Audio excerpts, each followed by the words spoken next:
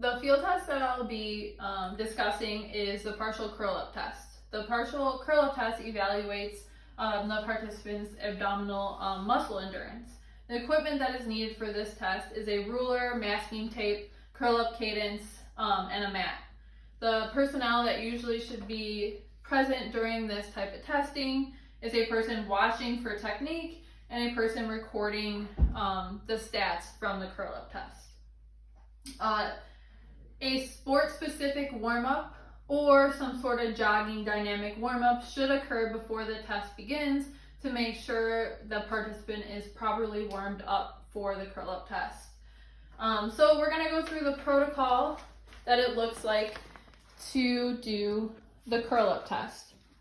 So the athlete will lay flat on the mat, position with their back and head on the mat and their knees at a 90-degree angle.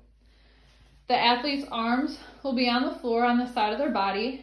The athlete's fingers must be touching the first line of the masking tape on the mat. The second masking tape should be positioned 4.7 inches away from the first masking tape for people under 45 years old. If the participant is over 45 years old, the second set of tape will be positioned 3.1 inches away. Once the athlete is prepared to begin the test, a curl-up cadence will begin that performs about 20 curl-ups per minute and allows the athlete to perform the curl-ups at a slow and controlled movement correctly. To perform the curl-up correctly, the athlete needs to keep their hands and arms resting on the mat, and as they curl up, their hands will slide on the mat. Once their hands reach the second set of masking tape, they can start to go back down with their curl-up. The athlete cannot raise back up from the curl-up until their shoulder blades and head lay flat on the ground. The athlete should not flex their neck to the point where their chin touches their chest. The athlete should perform as many curl-ups as they can without a break, and the limit to the curl-up test is 75 curl-ups. Before the athlete would start doing the curl-up test, we would have somebody show them the correct way to perform the curl-up test. So a curl-up would look like this. Making sure their feet are flat on the ground, sliding their hands to the second set of tape, and then going all the way down with their shoulder blades and head touching the ground. The test will be over for the participant if their feet come off the ground, they use their hands to pull themselves up, if they do not touch the second set of tape with their fingers before moving down, or their head and shoulder blades do not touch the ground fully before coming up. The participant communication strategies that will be used is to make sure that their back and their head are flat on the ground, their arms and their hands are flat next to the side of their body, and their feet are flat on the ground. Communicate with the participant to make sure they stay with the cadence and don't go too slow or move ahead of what is being the cadence, the sound from the cadence. They also should curl up slowly, making sure to use good form.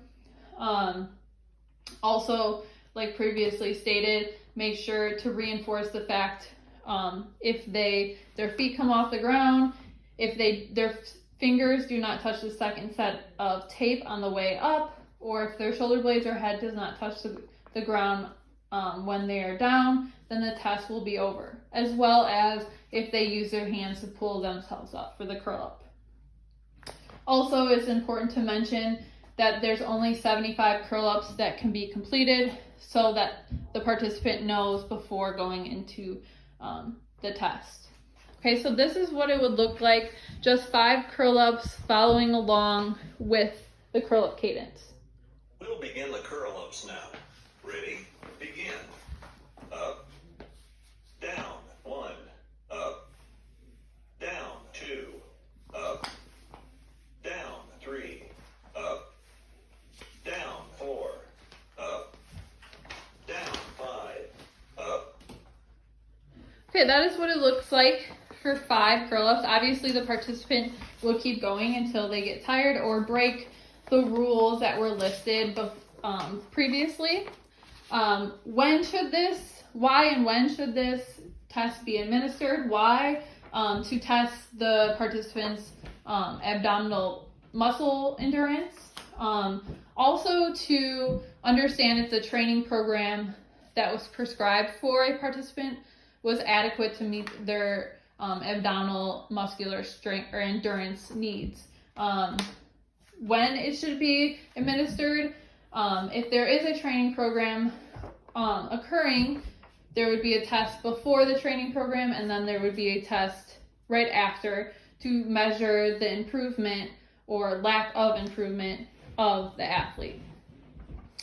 The alternative assessment that could be used for the curl up test is a sport-specific opposite arm, opposite leg lift high plank. This can be done in 8 stages within a 3-minute time frame. So it would look similar to this.